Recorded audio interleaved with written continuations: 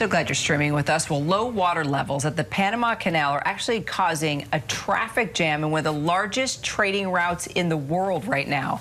A historic drought coupled with El Nino means that goods can't get through the Panama Canal. You're looking at it right there, one of the world's great engineering achievements, and it could impact holiday shopping. Our Matt Rivers is on the ground nearby the Panama Canal tracking it all. One of the industrial wonders of the world, the Panama Canal, linking two of the world's great oceans. Hundreds of billions of dollars in trade flows between the Atlantic and the Pacific each year, the U.S. by far its largest user.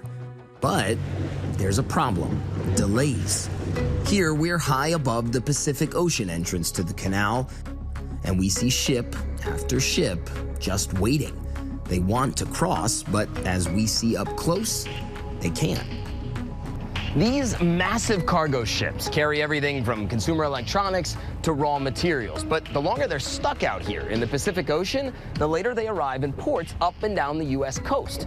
Remember all those supply chain issues during the pandemic? They've been getting better, but this is not helping, and it's all because of drought. When a ship enters the canal, it needs to be raised or lowered a few times as it heads to the other side. The canal sucks water in to lift a ship up and expels it to lower. The process uses about 55 million gallons of water for each ship, all of it from nearby lakes, most of which eventually gets flushed out to sea. And in Panama, one of the world's wettest countries, that's rarely been a problem. Until now. In your 40-year career, you've never seen anything like this? No. Not unprecedented.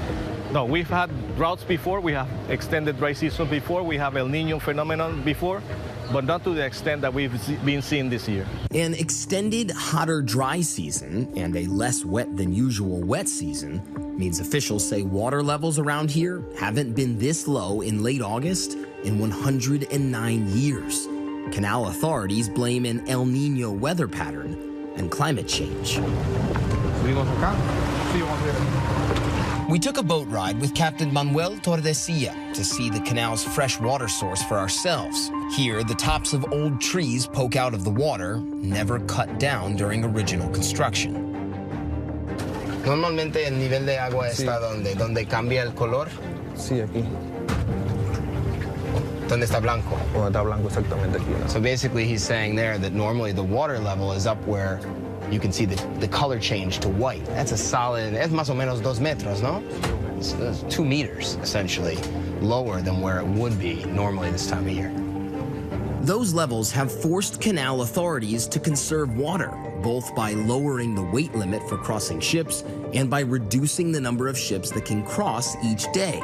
Hence the traffic jam that we saw from above. The fact is that those ships that just show up and they have to wait, that could have an impact on consumers down the road. Probably yes, because of somehow the additional cost of waiting will be passed on to the final consumer. The canal depends on the rainy season to refill its water sources, and so far, the season hasn't been great. And with the next dry season just a few months away, things have to get better, and fast. So we could see this problem continue well into next year. If it doesn't rain, it will. And Matt Rivers joins us now from the Panama City Canal with more. So Panama is a fascinating place. I'm kind of jealous. Such a great piece there, Matt, to take a look at this essential, this crucial world supply route in this context. So a question arises, you know, what impact will it have on the supply chain for the holiday shopping season coming? We saw how COVID disrupted that. What are people telling you there? Yeah, Terry, I mean, that would be the first question I think a lot of people would ask, because now everyone knows, you know, supply chain issues. That's in the American vernacular now, and I think that's a very valid question in terms of what's going to happen here. I don't think that we're going to see those kinds of problems, those systemic problems again, if only because not every piece of trade goes through the canal here. But there's a lot of trade that goes through the canal, and so the longer these delays build up on top of each other, the more fees are incurred. And the question is, do these companies that are shipping things around the world pass those fees on to consumers? I think in past experience, we've seen the answer is yes. I don't think it's going to be such a big impact, according to the officials we're speaking to, but the longer this goes on, the worse it could be. And climate change isn't going away anytime soon. We know that, right? So what's the plan just to avoid this all from happening again, Matt?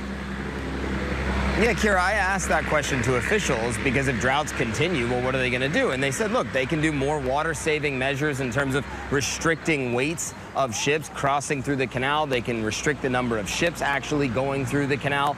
But there's only so much they can do. This is a freshwater canal. It needs rainfall in order to function. You can't just replace it with seawater. The way this is designed, it needs fresh water. So if droughts continue to happen, unfortunately, the actual viability of the Panama Canal itself could come into question well down the road. I'm not saying that's going to happen next year or the year after that, but this is something that officials say is keeping them up at night, thinking about the long-term future of the Panama Canal.